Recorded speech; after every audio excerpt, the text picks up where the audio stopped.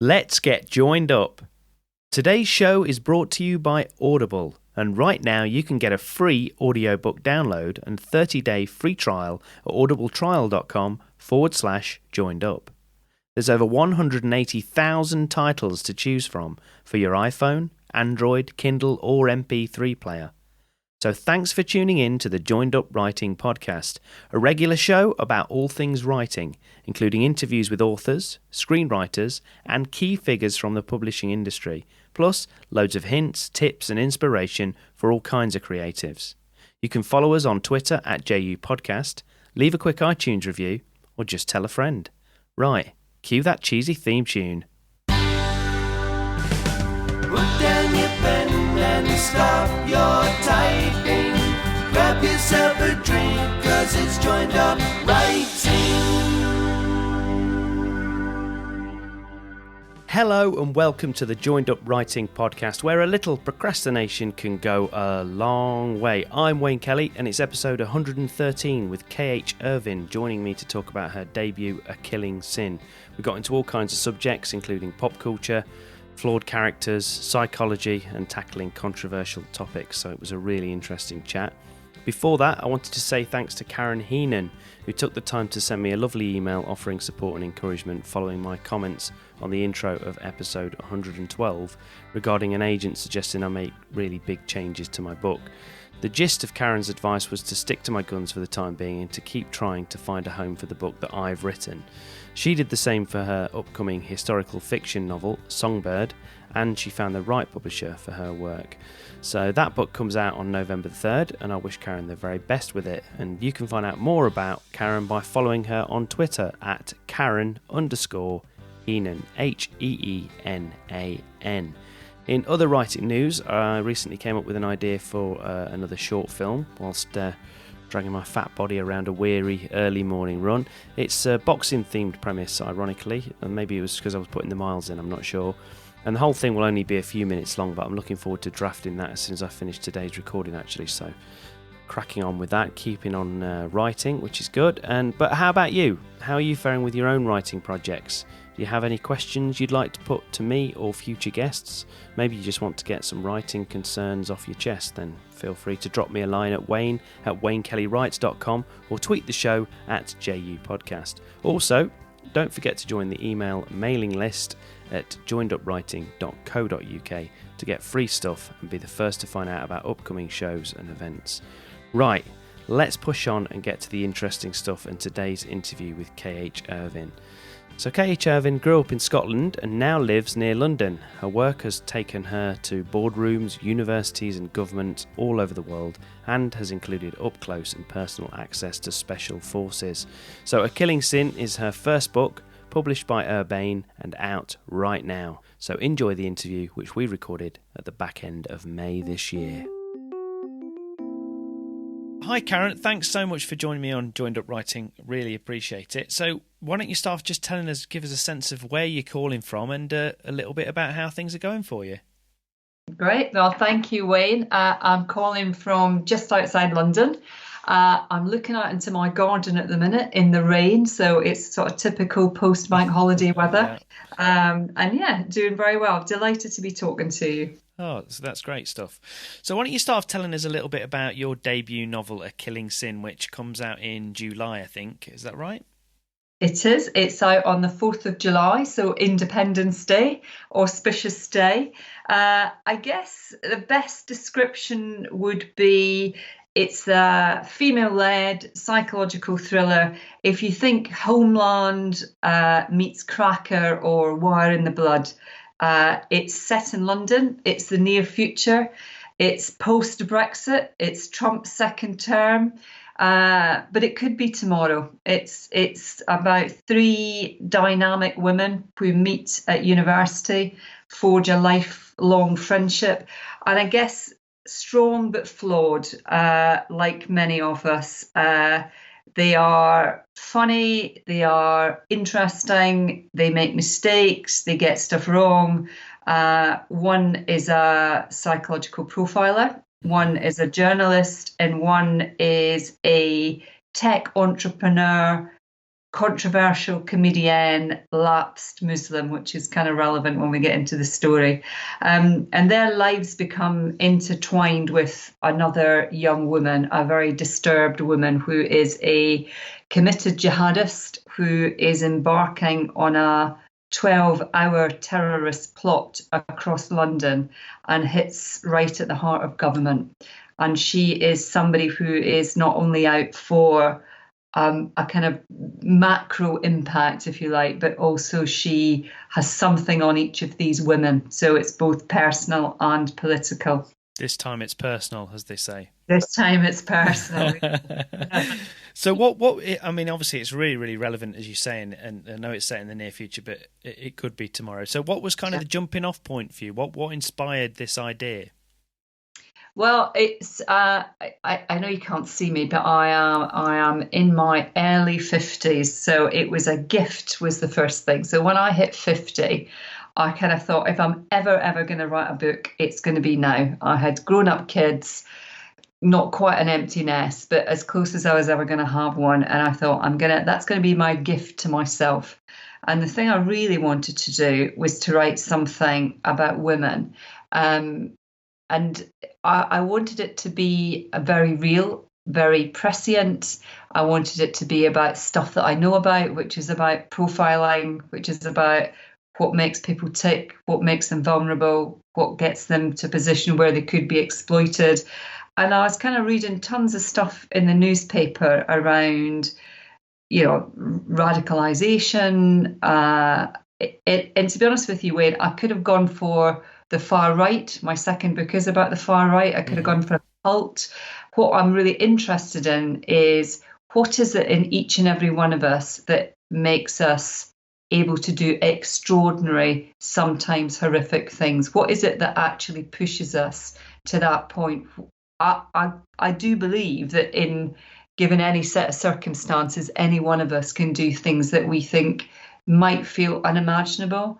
Might feel that we would never do those things, but most of us would if all the right buttons are pressed. And I was just really interested in bringing that kind of the themes of women in, kind of real jobs, real women in real friendships who hit an extraordinary moment, and really to try and delve into that whole piece around vulnerability and exploitation and what the consequences for it could be. Mm-hmm. It sounds really interesting. So you kind of mentioned there, a little bit about profiling, and obviously the subject matter was quite close to your heart. So give us a bit of a sense of your background and sort of how you came to that. Well, I have a day job. I'd love to be one of these people who had the luxury of being a full-time writer, but I'm not, like many people. So my day job for the last 30 years is as a psychologist. So it's about understanding people, understand what makes them tick. But typically I do that in the corporate world. So I do that in government departments. I do that all over the world. I do that in big organizations. And I've done it for a long time. And alongside that, I have worked with people who are in special services, the people who keep us safe in our beds at night, worked in various government departments, worked in the Middle East, worked in kind of environments where your behaviour can be pushed to quite extreme kind of situations. So I guess what I've done for the last 30 years is try and understand human beings and what makes them tick more than anything else. And then latterly, I've done a lot of research into this particular component. And, people have been phenomenally generous. Once you start talking to people who know somebody who knows somebody, I've spent time with, guys who've been embedded in Afghanistan and Iraq, people who are involved in MI5, MI6, people who have incredibly, incredibly interesting lives. Don't always get the chance to talk about what they do for obvious reasons, but were very generous and given their time to me to talk about, what's it really like to be in Cobra? What's it really like to be embedded somewhere? People tell you fascinating stories. I met a guy who spent 5 years undercover in Afghanistan. And I said to him, what was one of the most difficult things, waiting to hear about some horrific explosion? He said, you've no idea how hard it is on your thighs if you've never been born to kind of sit the way that many kind of Middle Eastern people sit. He said, you have to build up really, really big thigh muscles. You think it's those little tiny details that kind of you think, you know what, I'm sure that's really hard. Yeah, stuff like that, as you say, you wouldn't even think about. No. So I probably spent the first sort of 15, 18 months talking to people, researching. I spent a lot of time with academics, people who'd done PhDs in this subject, people who work in the Prevent programme. I've also been appointed as a mentor as part of the government's Prevent programme, which has been a kind of fairly illuminating experience as well. So, lots and lots of different places. I said, and I chose for the first book to make it about jihad. This I am, depending on who's listening. I'm not quite halfway through the second book. I've bigged it up about how far I am along. That's everybody does to that. be truthful. But the second one is about the far right, and I'm just, again, it's about people who do extreme things and normalize it. Stuff that we think, what, how could they possibly do that, and yet it becomes more and more normal. Yeah. So it's, as you say, it's such a great job. It's such a great grounding for being a writer, as you say, because part of writing is studying people and thinking, trying to get inside their heads and thinking about how they might think and how they approach things. So obviously psychology has been your life, and it's, as you say, you still do it now.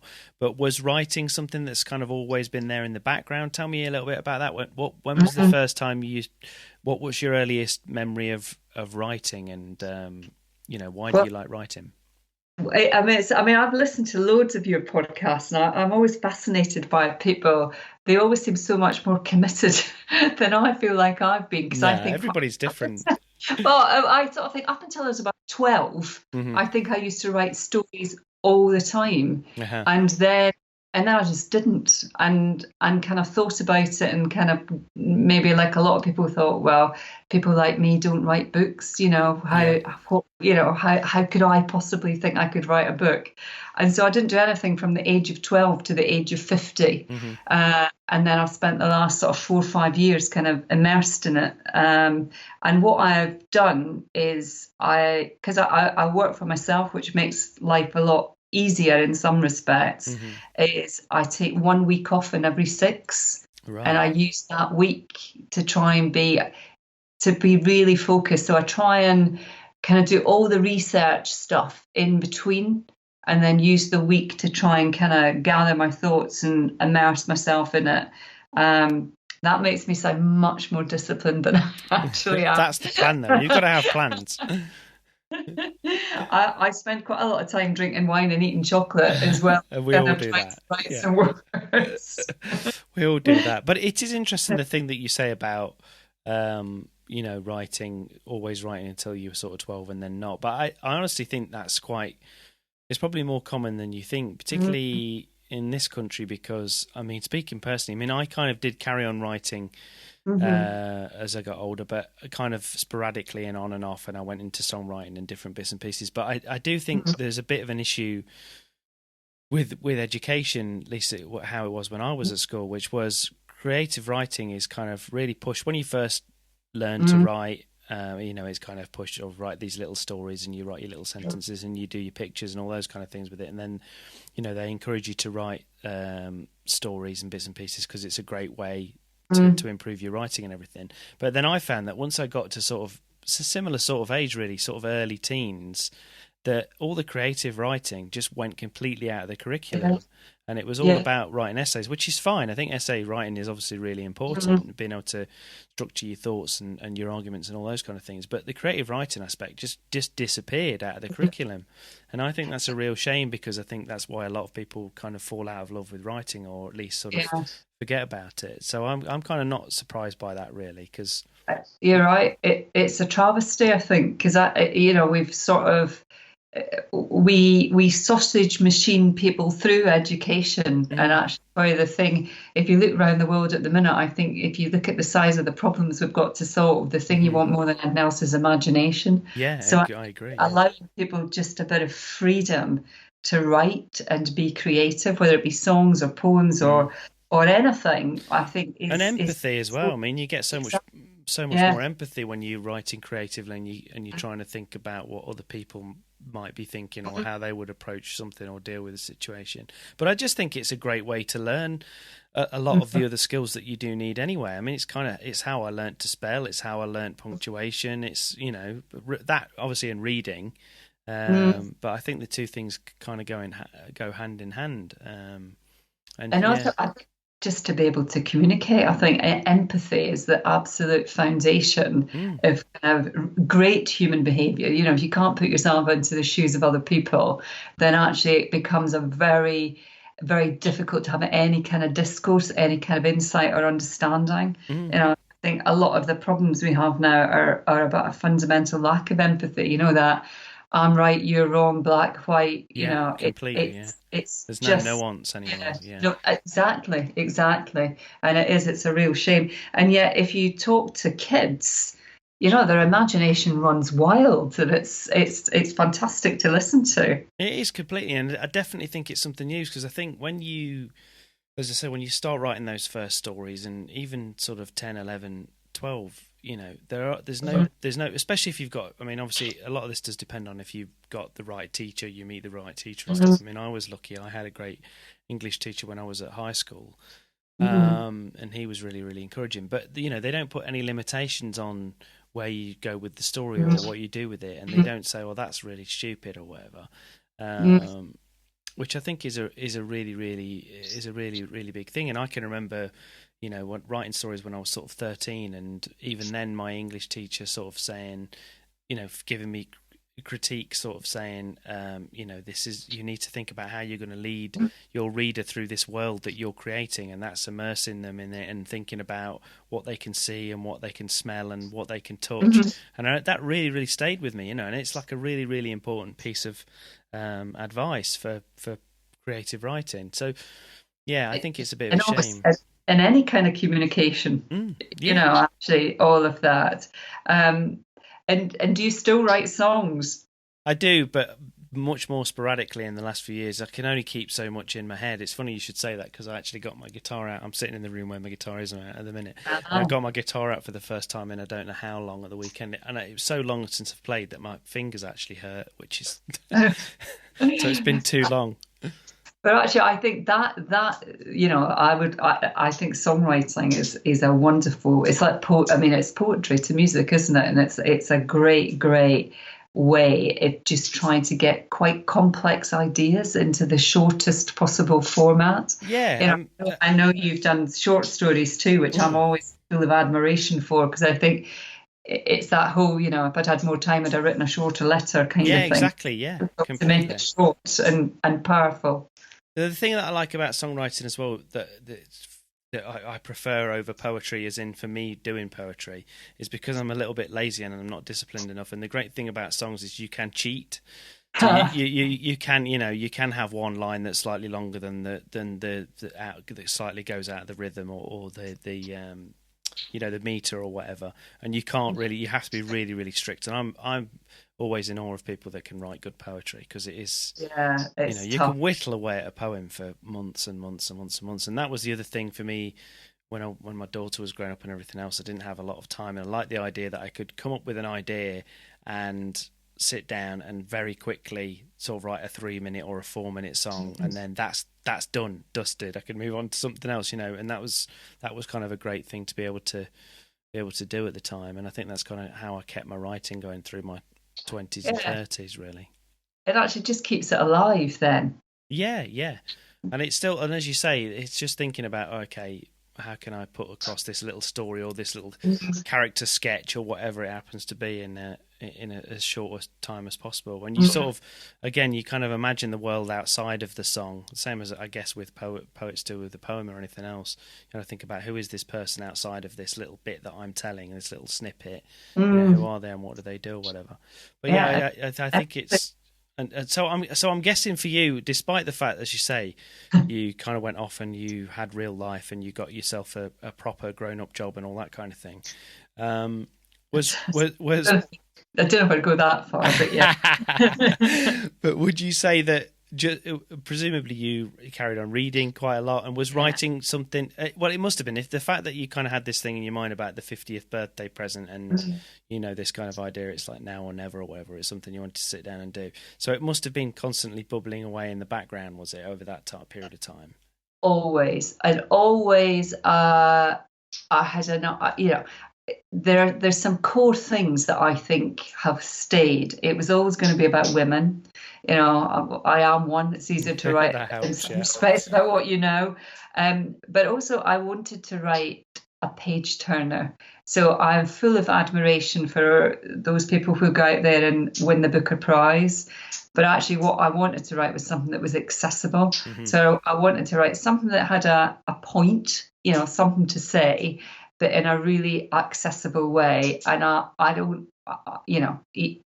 wouldn't have been able to write something that was the kind of Nobel Prize, Booker Prize, literature type thing, because it's not me. I wanted to write something that's about getting to talk to the broadest possible audience, and I guess that's the wish for anybody who puts himself out there. So it always stayed that it would be a thriller, it would be about women, it would also be about human behaviour and characters. So the plot is really important and the characters are even more important. So I lived with the four key women in the story.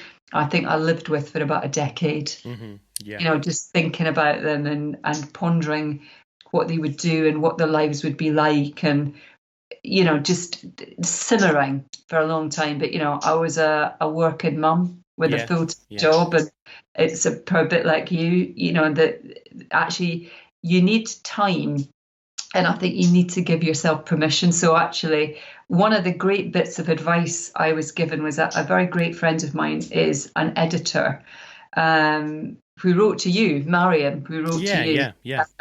And she said, it's like dancing, do it like nobody's watching, write big, don't care, don't think about the judgment, don't think about who will criticise it, just write big. And that was quite liberating. It was almost like I'd sort of given myself permission for the time, and she allowed me to then think, what, it doesn't matter if nobody else reads it. But of course, once you've written it, it does matter about someone else reading it. As much as I deluded myself all the way along as it wouldn't matter, it was all for me. I think it's very hard for it to stop at that point. And then, of course, when you throw it out into the world, it's pretty horrific. It's a tough, people say get a thick skin, don't take it personally, but oh my God, I spend my working life is all about crafting feedback really carefully. So people are not, pummeled to death. And I think, oh, wow, okay, that's not how it works in publishing. Well, for a start, half the time you're lucky if you get any feedback. That's one of the worst things about it, I find, is like, especially if you're submitting things, is a lot of the time it's complete silence, and then you might get, as you say, a sentence, and if you're really lucky, a couple of paragraphs. It is tricky. Feedback is when it's your thing. It's really so. You've taken. In my case, it took me 3 years of grafting. To then put it out into the world, and it's not just like giving your baby over. It's like you've stripped yourself naked and given your baby over, and then as you say, it's like people don't answer, they don't come back to you, and interestingly, I don't know what your experience has been like, but I find the kind of feedback process interesting because I got a lot of really positive feedback, and then some kind of odd feedback. So one was, I don't really believe smart women can have friends, which I thought that's interesting. Weird. I know a lot of smart women and I think they're my friends. Well, that's just a weird thing to say. It's just weird. Yeah. some people, I got one back that said, it's hard to tell what's right or wrong. And I said, but it's to your point about nuance. Yeah.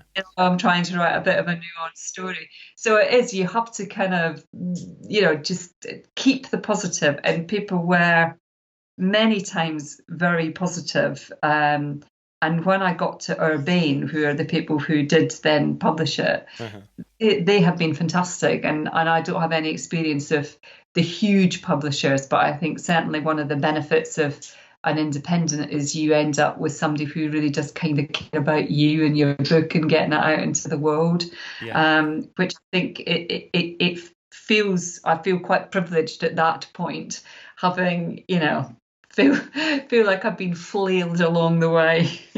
Yeah, I know exactly what you mean. It does really sort of take it out of you. So once you'd written it and you'd gone through, I don't know, however many drafts, and you'd kind of did you what was the process when you were writing? Obviously, presumably you wrote a first draft. Did you have like any feedback before you started sending it out? Did you have trusted readers or a feedback group or anything like that? So very lucky to have, a good friend who had been an editor. I'd been an editor for quite a long time, and I'd worked with some fantastic authors. So I think she probably did the first 3 or 4 edits for me, with a kind of grace and panache, without ever kind of letting me off the hook. So by the time I was actually ready to send it out, it was a far better article than the one I had started with. So I was immensely grateful to her.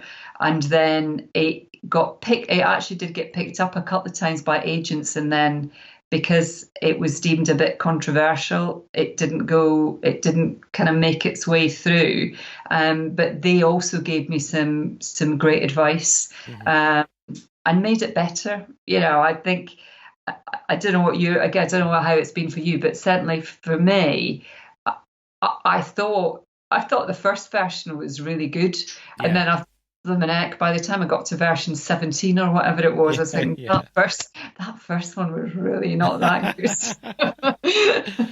I kind of look back at it and cringe, and some of it is, I think, it's this thing about being pithy.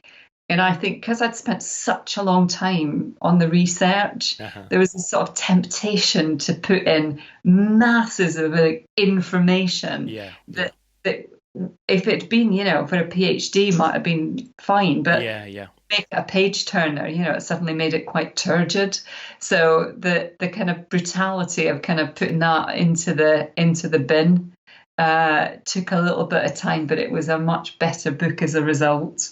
I think that's quite hard to do in general. I mean, the same with excuse me, exposition and stuff like that, because I've just been going through a phase of a stage of writing a sitcom pilot with another writer, and it's a pilot, so it's the first episode, but the temptation is, because you're setting up this new world and these new characters and everything else, and the temptation is, we need to tell the audience everything about the characters. They need to know everything about them. They need to know, where they're from, what all the relationships are, what their backstory is, where they want to go. And the reality is, you don't need to know, especially now. Maybe in previous decades or whatever, with TV and film and everything. But I think everything's kind of moved on, and readers and viewers or whatever like to fill in the gaps, and they like. They like to kind of go, oh, that's interesting. Oh, right, okay, so there's something between those characters, but we're not quite sure what it is yet. And they will wait until episode 2 or episode 3 or later on in the book, if it's the book or whatever. And I think, as you say, sometimes you think, well, I've got all this information or this story or research or whatever it happens to be, and, they need to know it. And a lot of the time, they don't necessarily need to know it, no. And most people are smart enough to work it out. I had one of the things I did find quite strange, though, is the publisher's been really great at sending out the book to a lot of bloggers and various people in social media, and they've come back and said a couple of things about, I reckon this is the reason why that happened.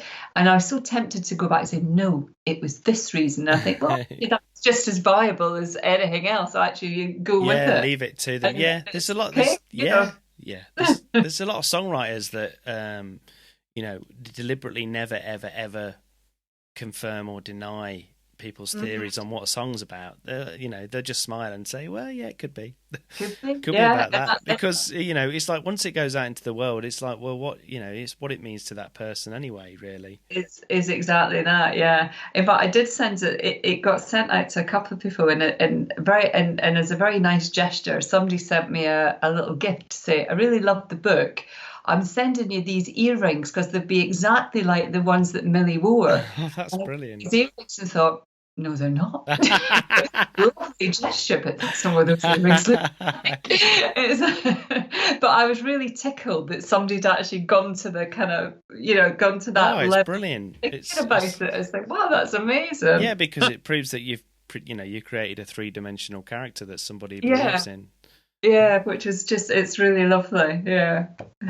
So once you've kind of got this feedback, so you kind of start sending it out, as you say, you send it to agents and different businesses. But it's interesting you say, some of them had an issue with it being controversial because, you hear so many contradictory things because often, both in books and if you're pitching I've had it with if you're pitching a documentary or something like that, it's like, oh, if only it was about this really controversial topic that's going on right now, it'd be like really relevant and stuff. And but you're sort of saying it's almost like the saying, well, this is too relevant and it's a little bit too dicey for us. So yeah, and actually, one of the things that happened in the kind of year of it, trying to get a bit of traction with it, is I wrote two contextual bits in the book. One very, very similar to what had happened at the Bataclan in Paris, and one very, very similar to the Westminster Bridge attack.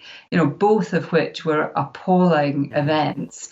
And there's absolutely nothing in my book that condones violence.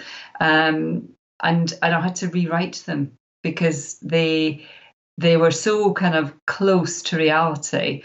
I didn't want it to be so close that it might be offensive. Yeah. So, but I had imagined them, I'd conceived them out of, if you just look at what's happening in the world. Yeah. But then the feedback, particularly after the Westminster Bridge, and then of course it was very closely followed by the Manchester attacks, I think just made people nervous. Yeah. And I don't know if you've seen a book called Submission by a French author, where I'm probably going to get the pronunciation terribly wrong, but it's something like Michel Holicourt. Right. And the publishers were firebombed. And Submission is also quite a controversial book, and it's about a coalition government where the government kind of works together with what in effect becomes quite an extreme Islamist group, and so I can have some sympathy for a squeamishness around it. But there is also a bit of me that says if we don't start to have that conversation, and again, your thing about nuance, if we don't start to say, part of the problem that I try and pick up in the book is to say, we do need a dialogue, we do need to have a conversation, we do need to try and understand why is it that we have people within our own communities who are prepared to be seduced in effect, recruited into these terrible organisations. What is it that we are doing that there's not a positive narrative, that there's not an alternative for people? And I think none of it is excusable. I have, as I say, there's no sort of tolerance of violence. No. I think there is some tolerance for, we probably do need to try and have a bit more of a dialogue and a conversation and an appreciation of what it is that might push people towards those sorts of groups. And one of the themes for me is also the woman, without doing any spoilers, the woman who is the terrorist becomes so because a number of things happen in her life that make her vulnerable. Mm-hmm. And one of the things in psychology is this thing called a cognitive opening. So and it comes back to empathy. If I can understand enough about you, if I can understand enough about what's making you vulnerable, how you look, your level of self-esteem, do you fit, what's your identity, what's your tribe? Mm-hmm. If I can find the thing that connects with you, I can exploit it. If I'm smart, I can exploit it. And that's kind of the whole piece around, we need to be able to understand that to stop it. And I think that's a really important piece. I'm not sitting in the Home Office, I'm not making policy, I'm not doing any of those things. But I think if you could at least start a bit of a dialogue and get people to think about it a little more and not just make it a very binary, misunderstood kind of context, I think that it serves a small purpose. Mm-hmm. It's a thriller, it's a page turner, it's meant to be pacey, racy, Mm-hmm. all of those things. But also I would like to think it might provoke a little bit of thinking around some of that stuff too. Absolutely, yeah. Well, it sounds like a great read, as you say, and it sounds like for all the right reasons. So, what sorts of things sort of influence you, both in terms of books? It might be films, TV, whatever. What are your sort of influences and inspirations? Would you say? One of the things that I've been trying to think about is if somebody asks me what's going to be your favourite book, I'm going to just struggle immensely. That's difficult, though, isn't it? That's the same for most people. But I'm really interested in the Margaret Atwood type stuff. Uh-huh. What happens when you project a little bit into the future? I'm very interested by that. So, The Handmaid's Tale would be one of my all-time favourite books. I really enjoy anything that is kind of just a little bit, I was going to say wacky. It's not quite that, but I quite like it when it's a little bit off kilter, where you have to really think about. I really love things like Good Will Hunting. Yeah, great. Oh, Got that's a brilliant character, film. fabulous bit of acting, bit of writing. Just a kind of a kid that doesn't quite fit. Uh-huh. What happens when you've got people that don't quite fit? How does that work? And obviously, you've got the psychology thing running through that as well with that film. Exactly. And actually, I always think Robin Williams is one of those actors that can sometimes be a bit too schmaltzy, a bit too saccharine. But when he gets it right, he's just fantastic. I rewatched that recently, and it's just brilliant. It's just a sublime film. I mean, that, as you say, the build up to, when he keeps saying it's not your fault, it's not your fault, it's not your fault. That is just absolutely brilliant. And again, as a piece of empathy, it's astonishing. It's a fabulous bit of writing. So the other, I'm a big fan. I'm a big fan of Ian Rankin because bits of it are in Edinburgh. So part of my book is they meet at Edinburgh University. So I like anything that's kind of got a sense of place as well. Yeah. What are yours?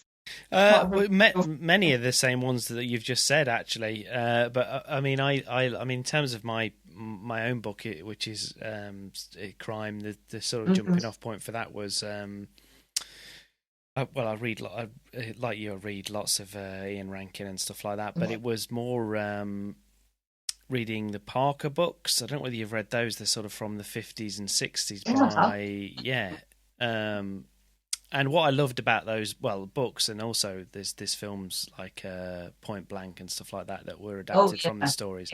I just really, really liked this kind of it's told from the perspective, this central character that is almost sort of amoral. Right.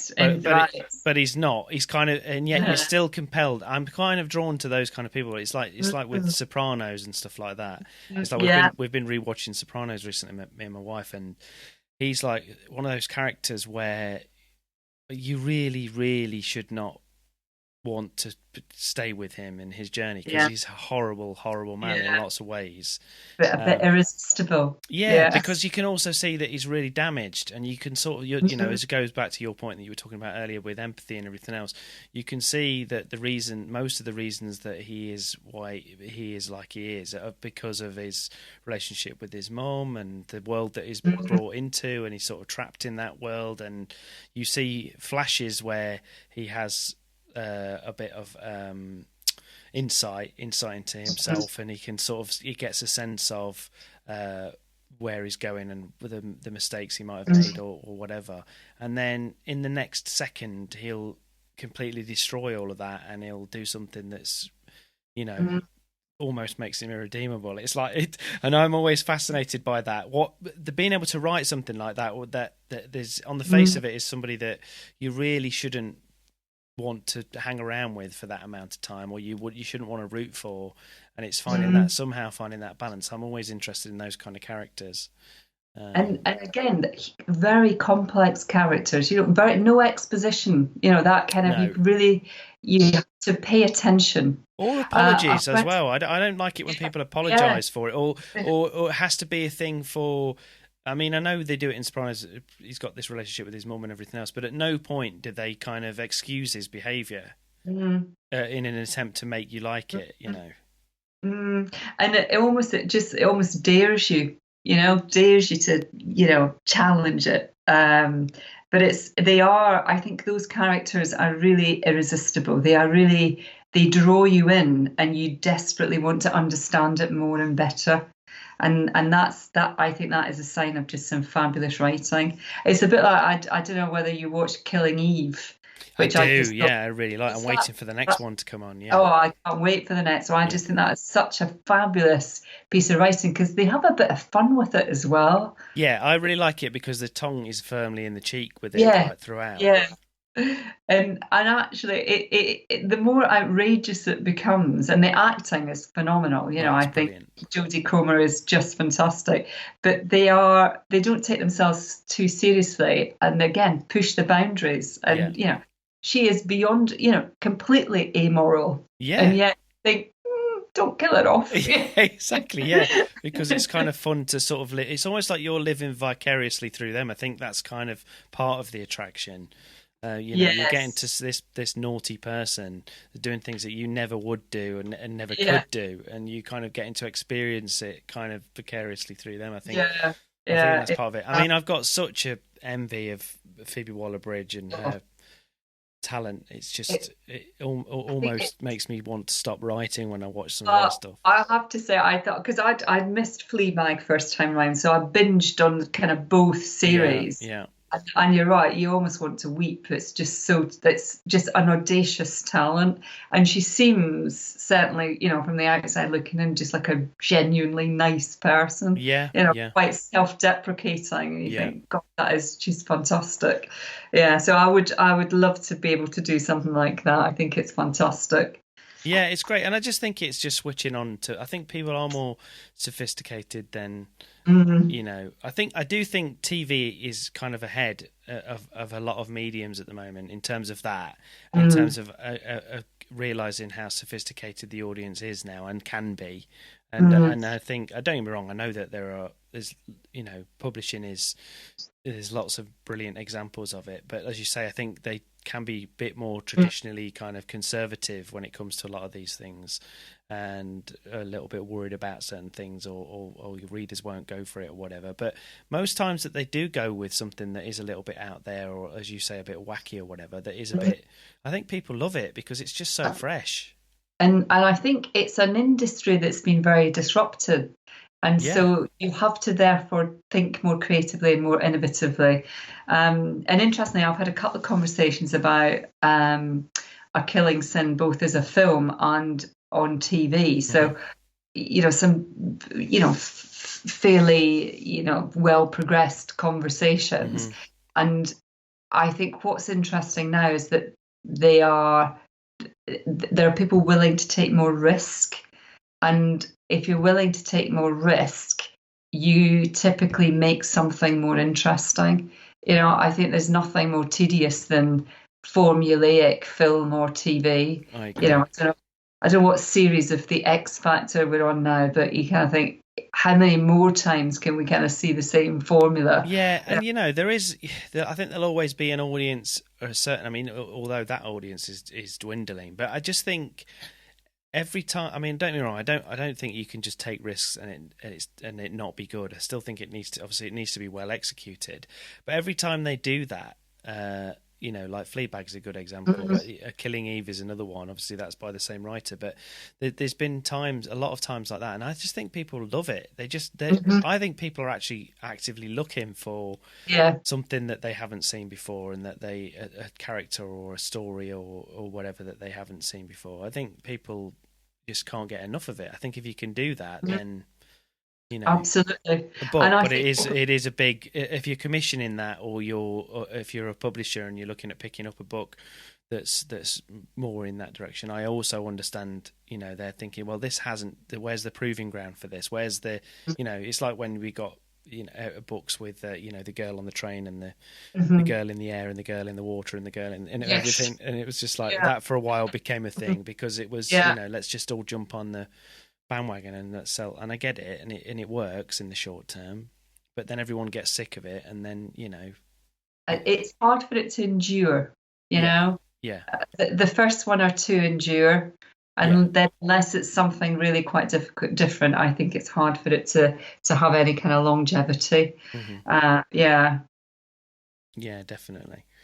Well, so why don't you, as we kind of wrap things up, why don't you've kind of hinted at book 2, which if your agent or anyone else is listening, obviously you're well underway with that. You're almost finished. Yeah. So what's next? So it's book 2, is it? And when is that? What's the kind of schedule for that? So it is. I'm going to try. My aim is to be done by the end of the year. That's the kind of what I've set myself for, at least a decent first draft. But book 2 has a working title of A Walking Shadow, and it picks up where A Killing Sin finishes, and it's some of the fallout, the consequences of the fallout of A Killing Sin. And again, I'm not saying that I'm a soothsayer, but it actually opens with Roe versus Wade being overturned. And because of the stuff that's going on in the States at the minute, I'm not sure I'm a million miles away from that. But it's about the rise of the right, and particularly that kind of well-funded, often evangelical component that is being imported from the US over here. So that's the kind of backdrop. But the story is about somebody who's been very hurt as a consequence of A Killing Sin, who is now out for revenge. But it is much more about what it's like to be embedded undercover in a kind of hostile group, basically.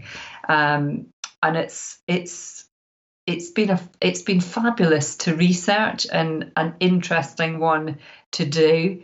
And I'm trying this time round to a kind of modern day take. I don't know if you remember, there was a case called Steak Knife, which was the highest. It was an island, wasn't it? And the IRA, yeah. So some of it is the kind of moral ambiguity.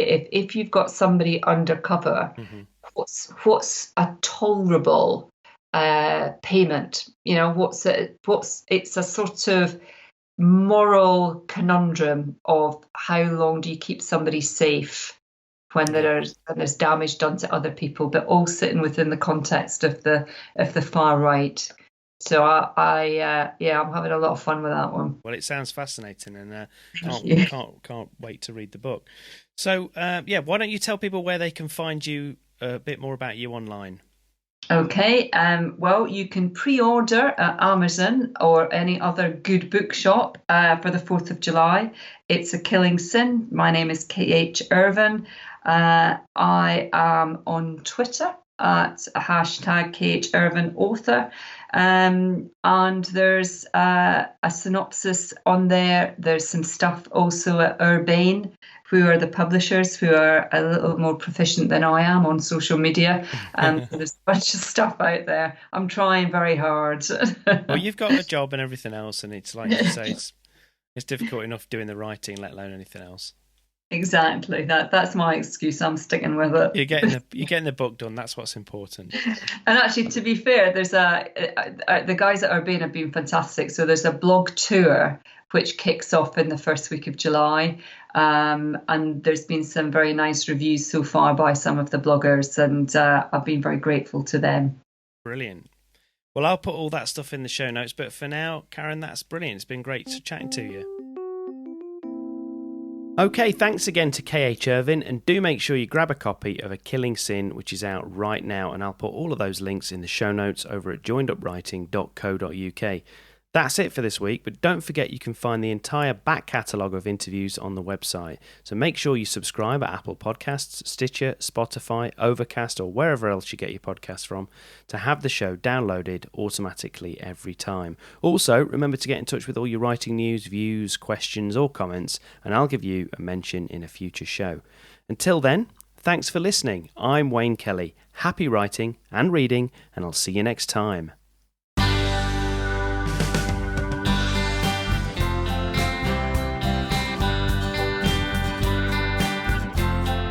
Joined up, right?